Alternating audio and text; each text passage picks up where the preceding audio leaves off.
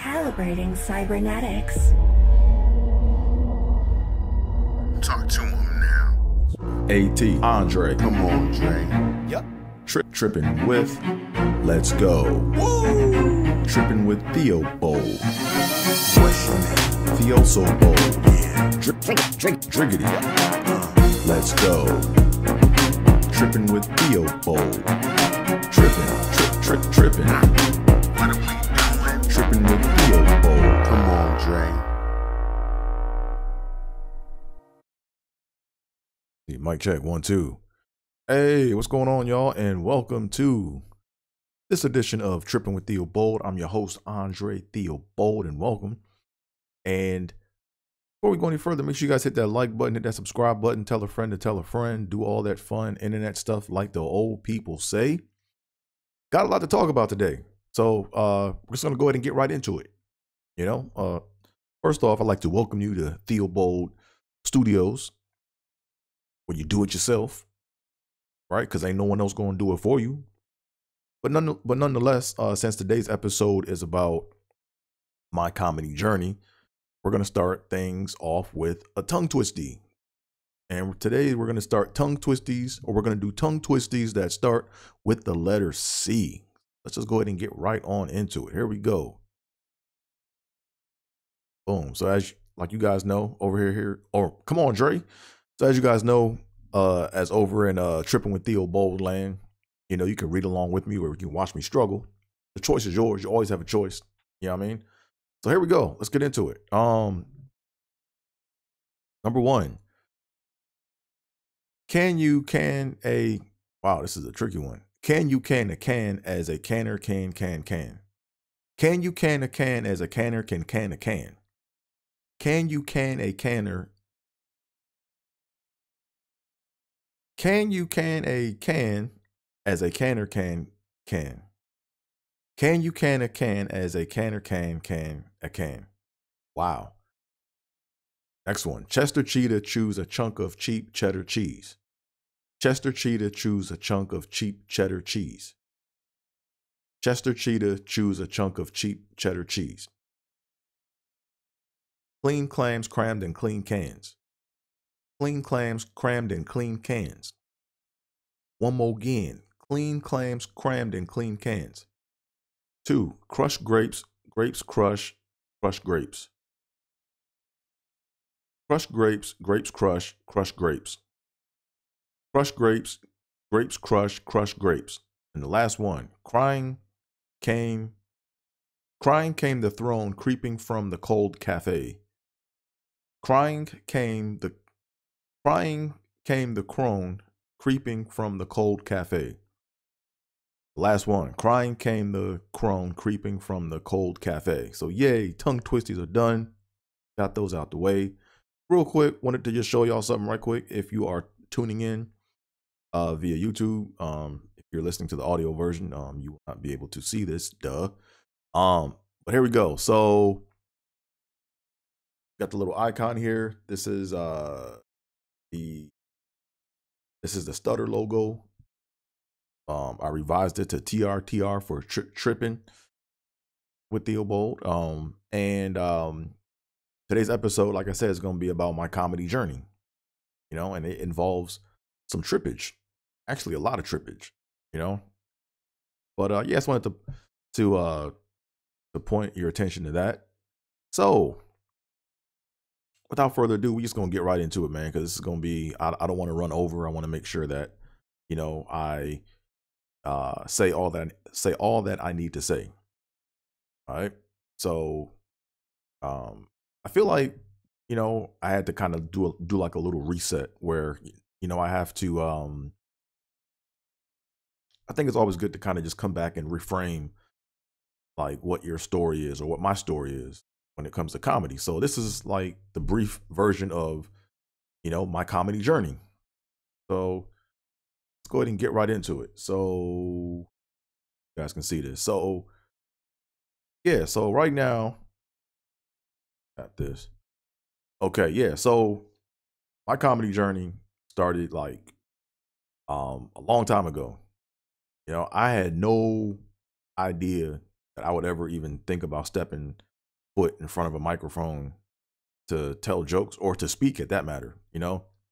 I grew up with a bad speech impediment, you know, grew up with a stutter, had to do the whole speech therapy thing. I only had 2 therapists for 2 sessions, you know, one each. But we're not going to talk about that right now. We'll probably do another episode on that. But nah, man, my comedy journey, you know, begins when I'm like, how old? Maybe like 10 years old, 11. See, I was a fan of comedy before I even thought about even doing comedy. Like I studied a lot of comedy. So you're looking at the Eye on the Prize documentary, nothing comedic or funny about this. My mom during Black History Month used to make me watch the Eyes on the Prize documentaries, you know, and I would come home from school, and I would just have to watch these during Black History Month. And these were rather painful to watch because, you know, you got to see where they depicted how my ancestors or Black people that looked like me got treated back in the day, back in the 60s, you know, and before then, you know. So I would come home from school and have to watch these, and I would go to school mad some days about how people like me got treated just because of the color of their skin. Or I would just kind of be, it was just real grim. It was like very I don't know, it just kind of brought my mood down to see abuse of people. Just, well, first of all, I mean, people that look like me and that are Black, but people in general, like, you shouldn't be treating people, you know, bad because of the color of their skin, you know? So, yeah, that just kind of brought the mood down. So my mom did something real clever. My mom, you know, is probably the biggest Richard Pryor fan there is, man. She has like all of his albums, you know. So my mom got the vinyls, like the original vinyls when the vinyls came out. And my mom and my grandma was a big Richard Pryor fan too, you know. So after the Eye on the Prize documentaries that I had to watch, my mom would put the Richard Pryor albums on. And it was then where I realized like the power in comedy, you know what I'm saying? Like, cause Richard Pryor would be talking about the same shit, but he would just make it funny. So it became a coping mechanism, you know? So that's where I first realized that, oh man, like no matter what you're going through, if you can laugh through it, you know, makes every day a little bit easier, you know? So, yeah, my mom would put the Richard Pryor vinyl albums on, and I'm like 11, 12, 13 years old, you know, and my bro E, he would come over, and then we would just put the Richard Pryor albums on in the basement, and we would just laugh, man. Like, we'd be on our back, like crying, laughing, because I mean, it was just, even to this day, I can put a Richard Pryor album on and just bust out laughing, man, because it was legendary, man. Like, it was that funny to where all you needed to do was listen to his voice and he could make you laugh for hours. So that's where I kind of like, you know, unbeknown to me, that's when, you know, I kind of was like, yo, comedy is a thing, you know? And I was never the class clown, you know? I just like to laugh a lot, you know? Like, I was the one where people in the class, so we had like a lot of secret class clowns, you know? Like, they would do things in slick, you know, and I'd be always looking for the laugh, and then I would be the one that laughed the loudest, and I'd be the one that would get in trouble, you know. That was kind of like me. I was like the doofus, right? But like I said, I grew up with a stutter, and you know, talking to people was a challenge, you know. And I never like made people laugh with my voice, you know, but I love to laugh. That was my thing, you know. So yeah, that was just that's just what I did, man. You know, I was always just looking for the next laugh, you know. And then growing up, I would watch you know, after school, you know what I'm saying, you watch your DuckTales and Tailspin and, you know, Rescue Rangers, Darkwing Duck, all those cartoons, and then right after that came BET Comic View. You know, so I grew up on Comic View. I grew up through all the hosts, you know, when they had DL Hughley, um, to where Samora hosted, said the entertainer. I remember all those, man. Gary Owen was. I remember all the seasons of Comic View, and it got to the point where it would just come on. Like I would know like the jokes because I've seen the comedians on there so many times, you know. And today, like when I'm in the comedy streets out here in LA, I'll see some of the old vets from like Comic View, you know, and Def Jam, and a lot of the youngins don't know who they are, and I'm like a kid in the candy shop, man. Like you know, I know like the Kenny Howells and the you know the Evan Lionels, you know, like I know all them cats, man. I don't know them, but like those were people that I'm like, yo, they're like right here, and people don't know who these guys are. But anyways, I grew up just a fan of like you know laughing. Like I was always looking for the next laugh. That was me, you know. Now I remember, you know, so Monday through Thursday or Monday through Friday, pretty much was you know, come home from school was Rescue Rangers, Darkwing Duck, DuckTales, all that stuff, Tailspin. And then after that was Comic View, you know, and then they had the Comic View reruns. You watch them, and then on Friday night it was like, you know, it was TGI Friday, so it was what Step by Step, Home Improvement, um, Family Matters, Boy Meets World, and then after that it was I used to watch Inside the NFL on HBO, then Def Comedy Jam, you know. So my whole Friday evening was took up, you know, and then I'd play video games and I would try to half-ass do my chores so I could, you know, uh get to my Saturday morning cartoons. So I was a TV bug, man. Like I lived around the TV. You know, I watched a lot of TV as a kid, as a youngin', you know. Good programming too, by the way. But anyways, um, yeah, I used to just love to laugh, man. I remember when my mom used to take me to Blockbuster, I would go and I would just run to the stand-up comedy DVD section and just grab a handful of like, you know, not DVDs, tapes back then, shit. I would just grab a bunch of tapes, like who had the new special, what new special just came out, and I would literally watch those specials the same way as a booker is looking for, you know, the next comedian or whatever, right? Like I would, you know, put the tape in, and if I couldn't get a laugh in the first 2 minutes, I would just fast forward, fast forward, you know. And I think it was like a thing where if I fast forwarded like more than 5 times, I would just pop the tape out and put the next one in. Like I was just in search of the laugh, like those hard belly laughs, you know. So then I remember growing up, this special came out. Martin Lawrence, You So Crazy. You know, I was probably like 13 when this came out, maybe. And at the time, this was like the funniest special to me, man. You know, like I learned this special. I watched this special so many times inside and out, man, that I watched this special so much that I could recite this special from opening to close. I could recite every joke and I could act out every joke.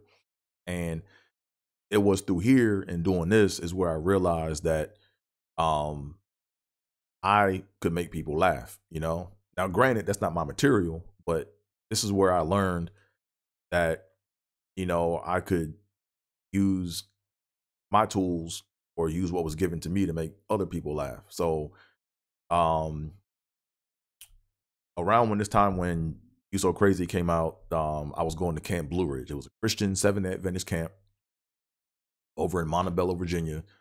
And I was in the cabin. Yep. I found a picture of the cabin here. So yeah, I was this is what our cabin looked like when we were in Camp Blue Ridge. And I think this was like my second year at Camp Blue Ridge. And at nighttime, I would recite the Martin Lawrence You So Crazy special from start to finish, you know, and the people in our so our cabins were broken up into two sides. There was the A side and the B side, and then in the middle is where the counselor stayed at, right in the lobby area. So every night, man, I would just be doing the special. You know, I would be doing Martin Lawrence's You So Crazy special, and the other campers on my side, they would have little flashlights, you know, and they would put the flashlight on me, and I would make them crack up laughing all night doing the jokes from the Martin Lawrence You So Crazy special, you know. And then one night I made them laugh a little too loud, and the counselor came in and was like, "Hey, what's going on? Like why y'all making all this noise?" and it's like 1 a.m. and they were like, "Yo, man, Dre's doing the Martin Lawrence You So Crazy special, man. You got it. Oh man, it's so funny, you know." So the counselor was like, "You know what? I'm gonna invite this other cabin over, and we're gonna have them all come over here and watch Andre do the Martin Lawrence You So Crazy special in the middle.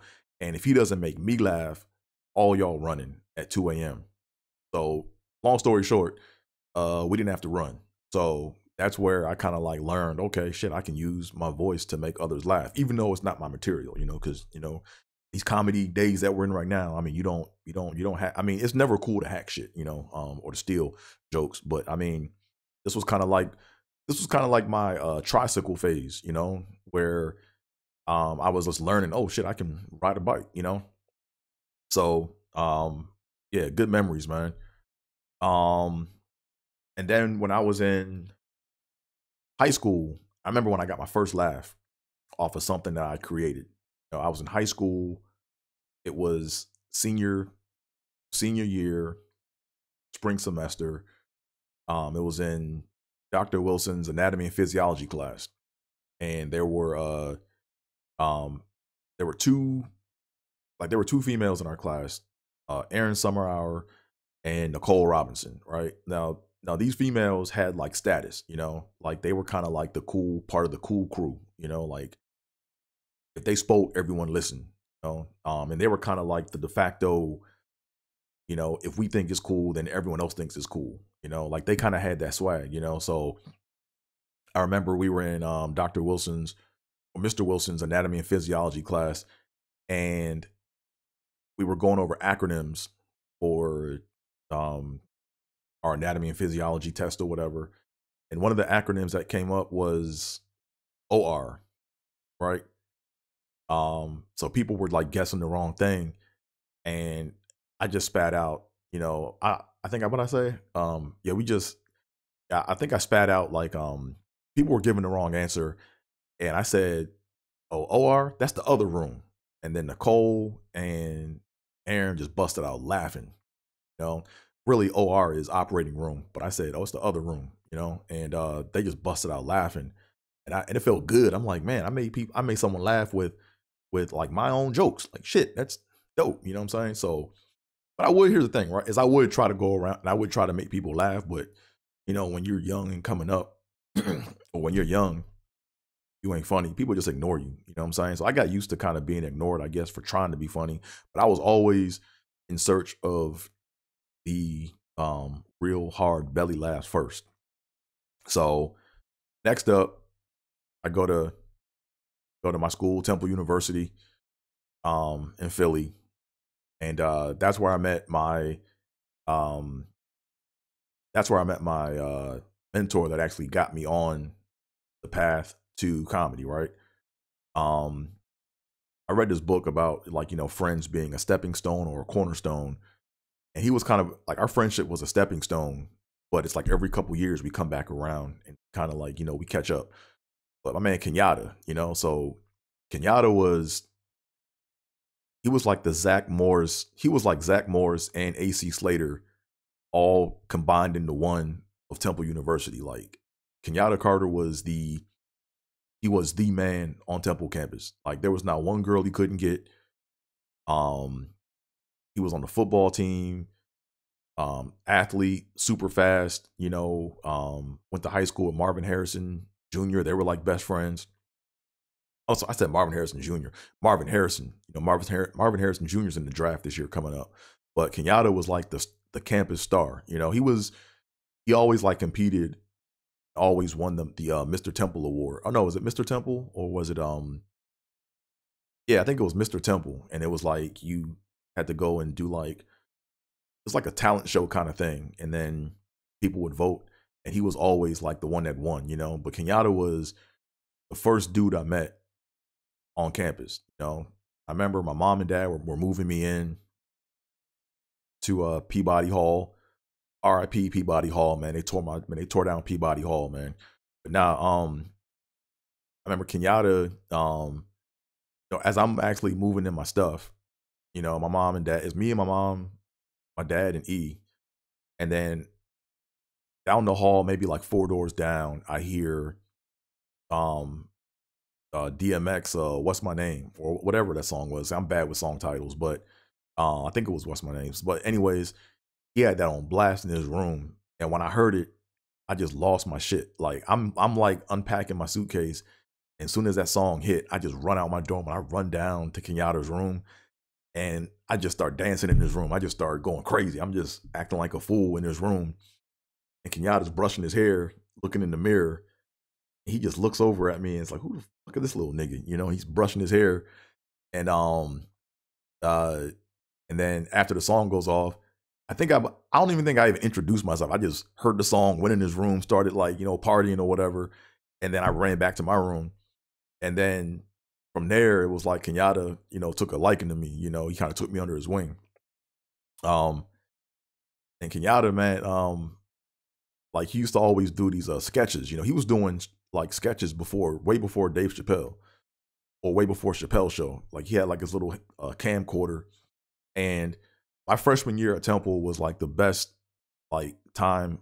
It's up there with like the best times of my life, man. Freshman year, fall semester only. And it wasn't even because we didn't even really go to parties like that. It was like, Kenyatta was the cool dude that kind of just, we always had little games or like game night, or we shot sketches, and just have fun bagging on each other, I remember I did some sketches. I did D'Angelo Dre because I had cornrows back then, and I did that. They had me do the how does it feel joint. If Kenyatta got that video, man, I swear, if he got that tape, man, he got to burn that joint, man.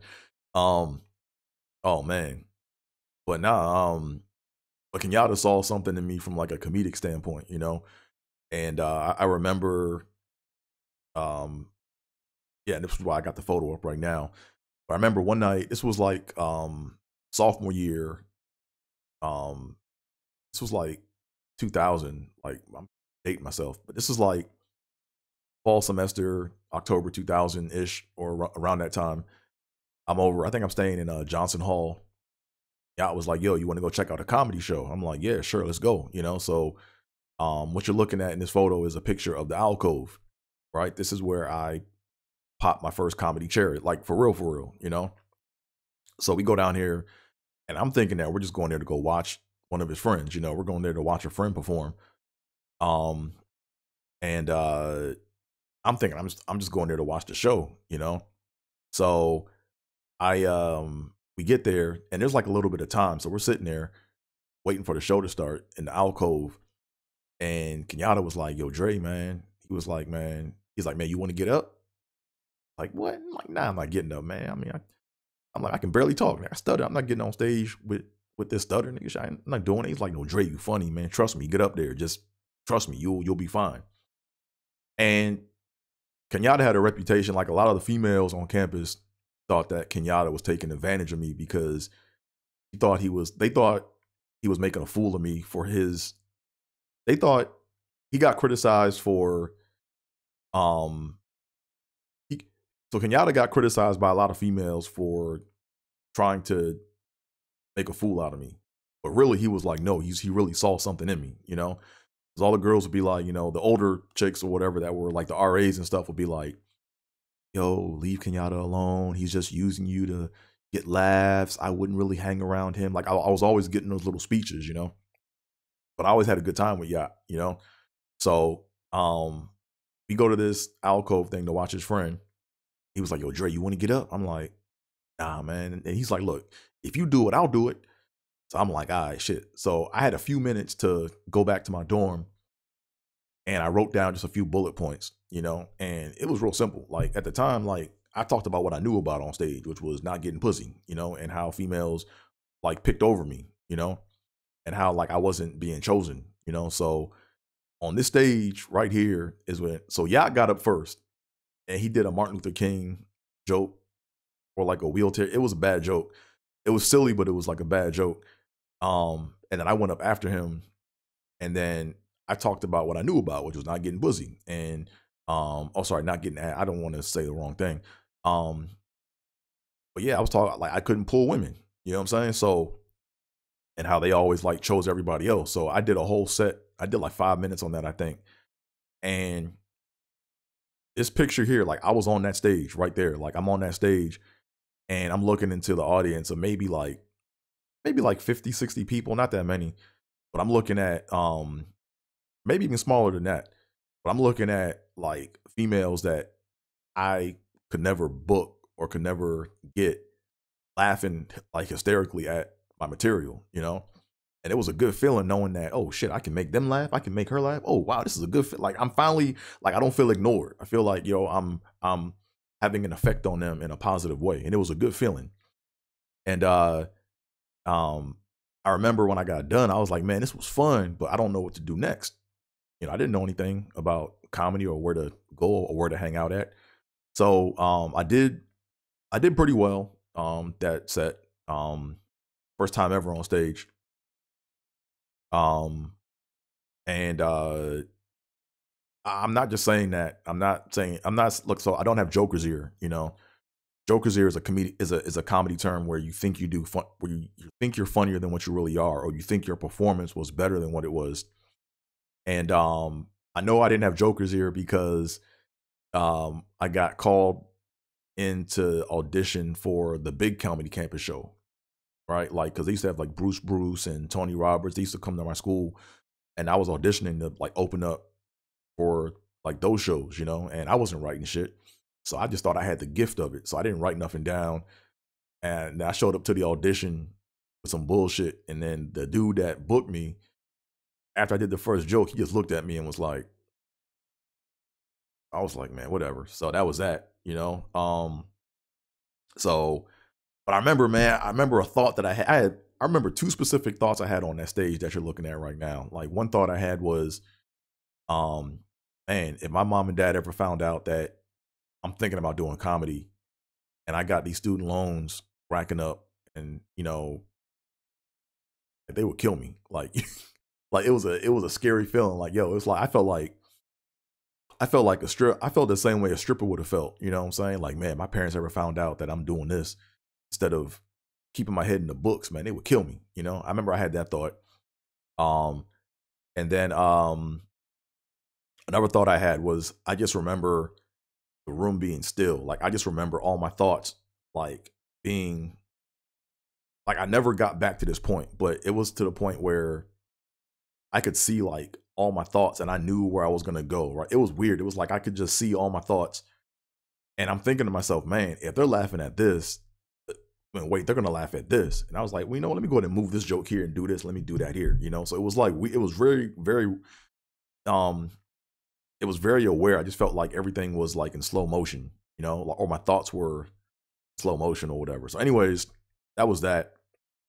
That's the alcove right there.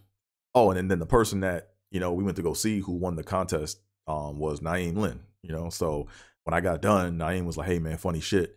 And this was like back in his early days before he became, you know, the star that he is, you know. So this is another picture of the alcove. And then yeah, so graduate from Temple. I don't get any I don't I didn't have the best grades. My grade, I had like a 2.9 average, you know what I'm saying? If you have a 2.9 in engineering, it's pretty hard to find work. So I was trying to find any job that I could coming out of college. You know, couldn't find nothing. So I'm looking around. Then my folks, you know, they were like, hey, you know, maybe you should like focus on going to grad school to get more experience because you don't have any experience right now. And going to school was the last thing I wanted to hear, you know? So, or going back to school was the last thing I wanted to hear. But it was like, you know, when I went there, I had a bunch of internship opportunities that I didn't have when I was at Temple. So went to Morgan, and then I kind of went to Morgan and then Morgan State, and then I remember the comedy bug kind of creeping up on me, right? Like I remember there was a classmate of ours, what was his name? Oh man, I can see his face, but I can't think of his name. Jamaican dude. He was funny. And then we told stories or whatever after school about jokes and stuff, and then we just made each other laugh. And I could kind of feel the comedy growing. But I'm like, man, I'm in grad school. I can't, like, it's kind of embarrassing to tell people, oh man, you think about doing comedy for real? Like, you know what I'm saying? So we just would like joke around and just make each other laugh. But I could feel the comedy bug kind of like growing within me. Pause. Um, so we I remember my one internship I did an internship at NASA Langley Research Center over in Hampton, Virginia. I did a summer internship, and I remember looking for places to just do an open mic, but I just couldn't find anything. Like I didn't know where to even start, you know? And you gotta think the internet back then and social media is not, well, there was no social media then. Or if it was very, very minuscule.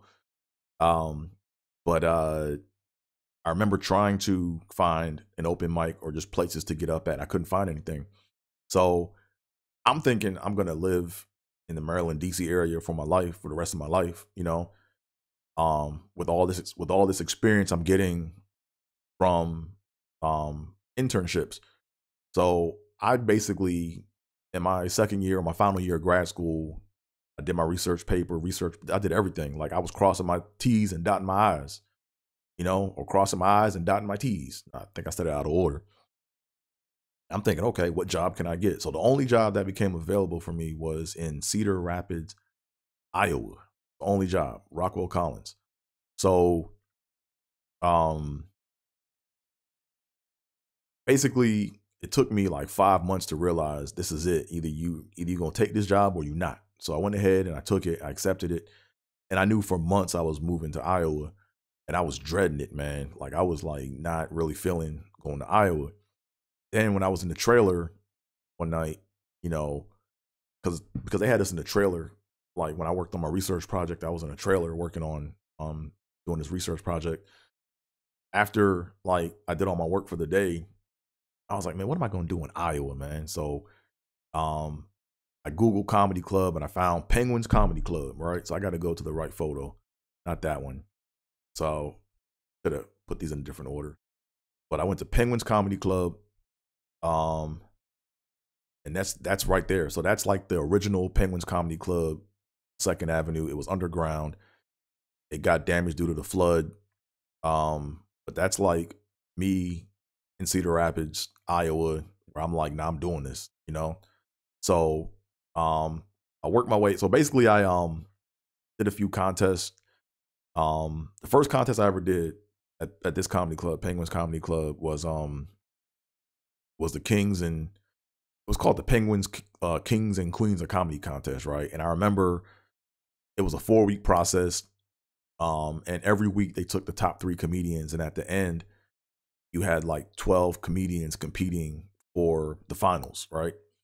So every week I was going to this thing during the time they had the contest, and you know, I never could place. I could never like, you know, get in the top 3. So I'm coming there, and then they had judges, you know, they had some celebrity judges that came through that were touring that weekend. And you know, I remember some of the comments were just harsh. They were like, yo, not funny, not original, you know, good comedy heart, but maybe this ain't for you. Like I heard all that bullshit, you know. So I remember each week I would learn a new set to come in to try to qualify, right? So I did make it, and then when the flood happened, they moved like the final round of the contest to the Clarion Hotel in this ballroom, and I remember I did my set and I didn't make it, you know. So I was feeling like defeated. Like I was like, yo, like I've been doing all this work, like I couldn't get picked. Like what's going on, right? So I didn't even really. I'm the kind of person where if I lose, I just lose. I'm not gonna try to cry or whine to anybody about it. The manager at the time, he saw me and was like, "Hey man, I like your persistence. I like where you're going. I'm creating a wild card spot, and you're gonna be the wild card." You know, so I was the 13th, you know, comedian in that wild card, and I was pissed because I felt like I was being given something. You know, I felt like, because I don't like people giving me shit. Like I like to earn my shit, you know. So I remember I was mad. Like I think we had like 2 weeks to get ready for the finals. So I'm like, I'm not even going to open mics. I'm just at home with cue cards, like just writing down jokes, and I'm just like, yo, I'm angry because I was pissed that like I said, I was pissed. I felt like I was given something as opposed to have earned this opportunity, right? So, anywho, this is this photo here is from the final. This is the final round at the contest right here. So, um, probably make this a little bit bigger.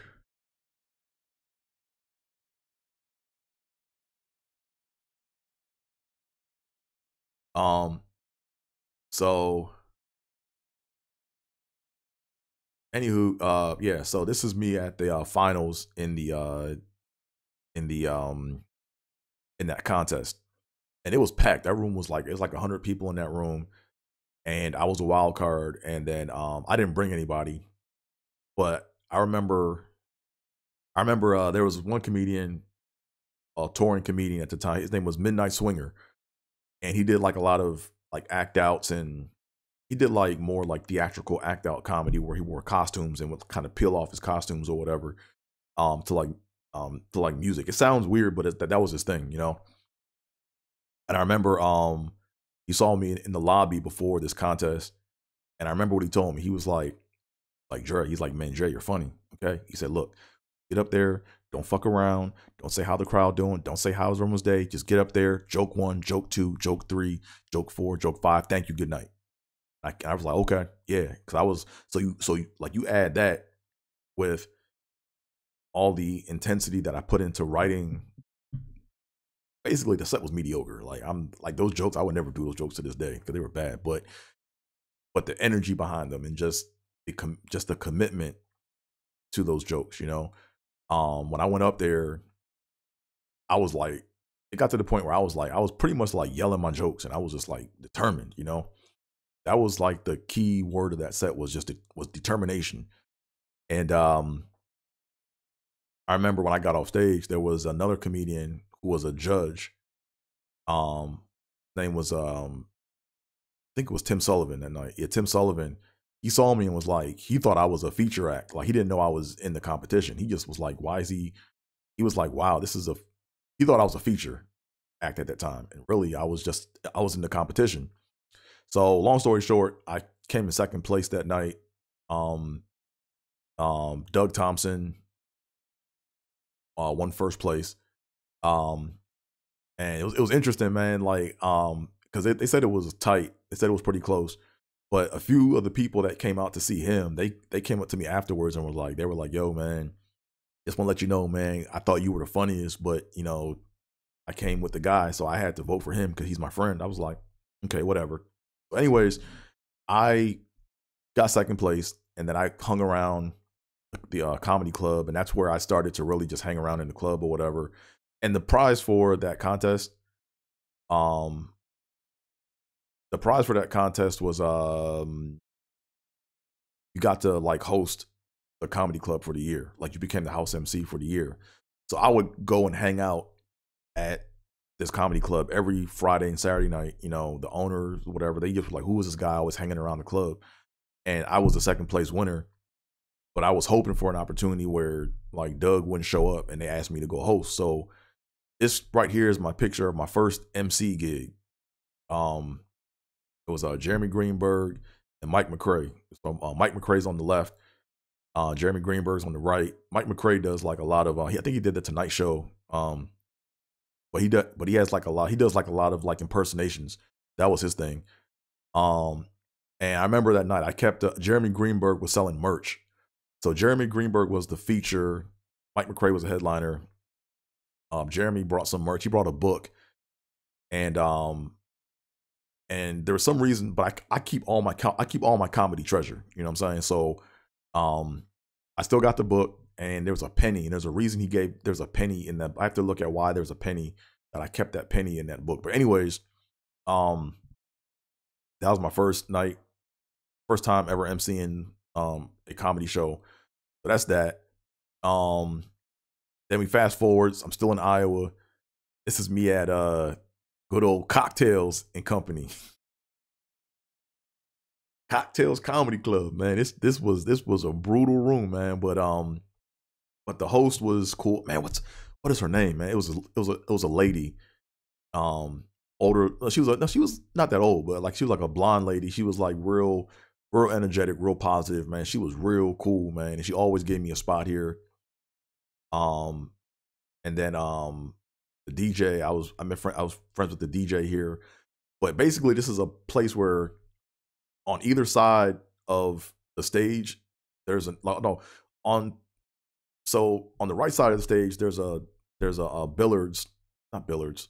There's a dart board. People are like throwing darts on one side, and then there's like a loud ass arcade video game on the other side. So during your set, you got people just playing darts next to your shit or playing a video game next to your shit next to your set, and then there's all this commotion and talking ahead, and the room wasn't flat. It was kind of tall, but it was narrow. And you go up there to work out jokes, man, and it's like ain't nobody paying attention, man. But this was like a real special place for me, man. This is where, I just it was a place where I would just get up to work out, and then this is Penguins too. So remember I told you the Penguins Comedy Club got flooded. So this is like when they renovated, they made an agreement with the hotel, and then what they did was they made a they basically opened up a wing and they remodeled it. So this was like my hangout spot here. And then this is when you walk in. They had a few busts up there with the t-shirt with the merch on it. And this was a stage, man. It was a dope stage, man. Like this was the backdrop, that was the mic. And then this is like when you're facing out. So this is what it looked like when you were looking out from the stage, bright lights you couldn't see in the audience. It was a room that was really built well for comedy, Then the deal somehow got messed up and they had to move again, and then they worked out a deal with the piano lounge, and then they moved Penguins to the piano lounge, and this was the setup for the piano lounge. So when I was in Iowa, man, I was hosting like 3 mics. No, I did 2 mics. I hosted the Penguins Comedy Club mic, then I hosted the piano lounge mic because the piano lounge had their own mic.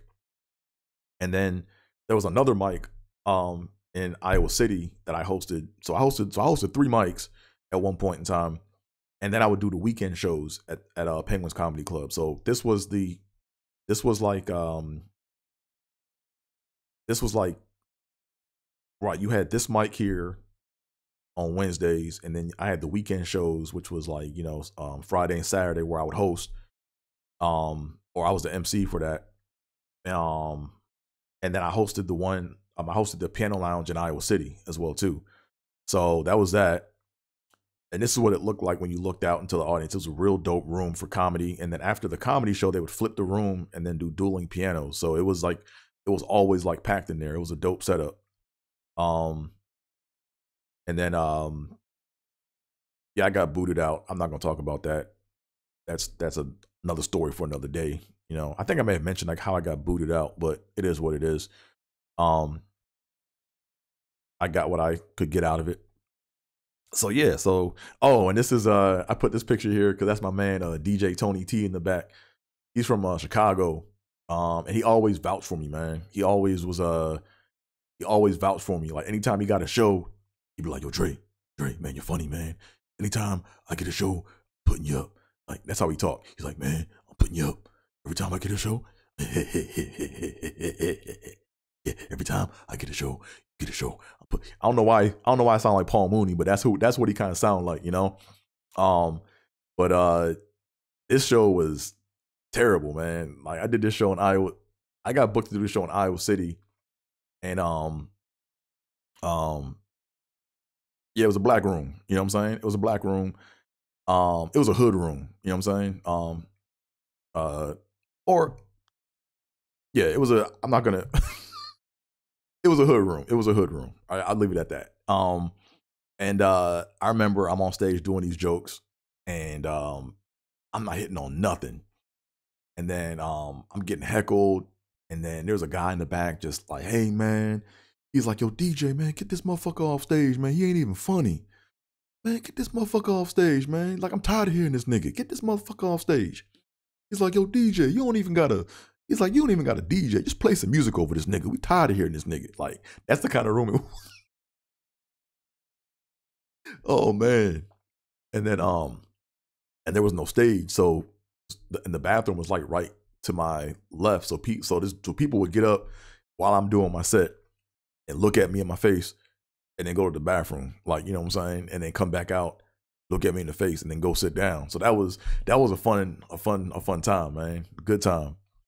But yeah, so now I'm in LA in these comedy streets doing my thing. You know, I just wanted to make sure that I reset and kind of told y'all like my comedy journey, my beginnings, you know. Yeah, so I really wanted just to really hit on those points. You know, right now, you know, my material's getting stronger. I'm getting better. I'm getting more opportunities. And, you know what I'm saying? Sky's the limit. So once again, man, I want to thank y'all for tuning in to this episode of Trippin' with Theobold. I've been your host. Oh, real quick, AT is where it's at on most forms of social media. Follow me. You know, make sure you hit that like button, hit that subscribe button, tell a friend to tell a friend, do all that fun internet stuff like the old people say. And without further ado, I'm out of here, folks. Peace.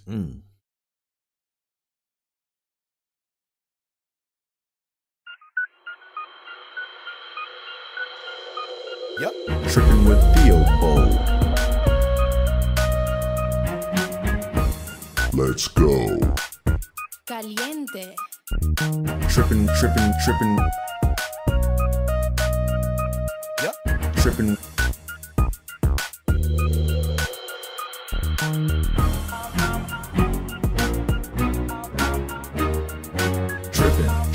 Trippin'.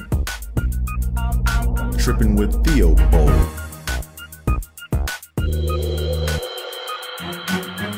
Trippin' with Theobold.